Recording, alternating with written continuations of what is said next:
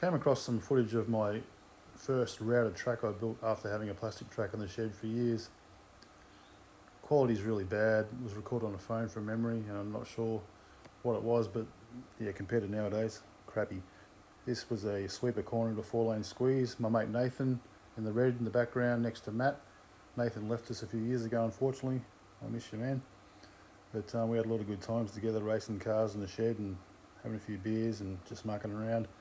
This was at the top of the track. It was called what we called the dipper at the time. So you went up the hill with a slight kink to the right and around to the left and a sudden drop in elevation in the left-right corner. A really nice part of the track. And Vlad, who raced a few times up at home at the time, always said to me, if you ever get rid of it, I want that section.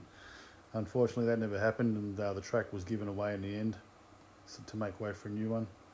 After years of driving it, I just wanted something new and different with some ideas I had that I never put into this track. And so I pulled the braid off it and gave it away pretty much. I can't remember who I gave it to nowadays, whether they threw it in the bin or did something with it. But you see Ian's rock work and scenery in the background. He put a lot of time into that, and it looked really good up close. The rocks were really, really finely carved with all the detail in between them and the coverage. This was going up the hill. There's Dick from DJ Raceway in the background. I think he's sticking his finger up. Another shot of the section into the squeeze just before pits with Dick in the background. Dick, Matt and Brett, I think, came up for the first race day. We had no timing before this day it was. The old monitor on the top of the screen there, that's how long ago it was. This was the section after dipper, so it was a little straight into a right-left, which these lanes I think were not parallel. They were all routed by hand from memory with the routing strip.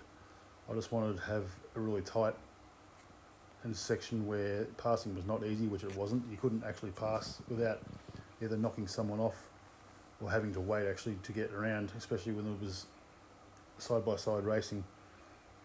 And it was tight, it was twisty, but it was really cool. It actually had a good flow to it, the track. This section here, this corner was originally a right-left sharp, sort of half-circle corner, which was horrible. So I rerouted it like this, so it was a more flowing corner, which was a lot better in the end. But it was an analog, like I said.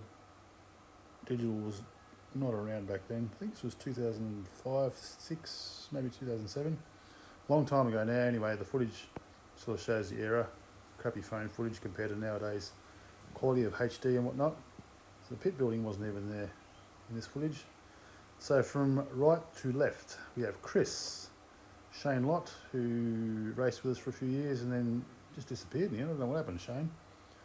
Dick beside him from DJ Raceway, and I think that might be Greg beside Dick. I can't tell, the glare makes it a bit difficult. Good times in the shed. Yeah, we used to race, I can't remember how long ago, it was once every few months. I think we'd rotate through everyone's tracks and then we'd have a finale somewhere.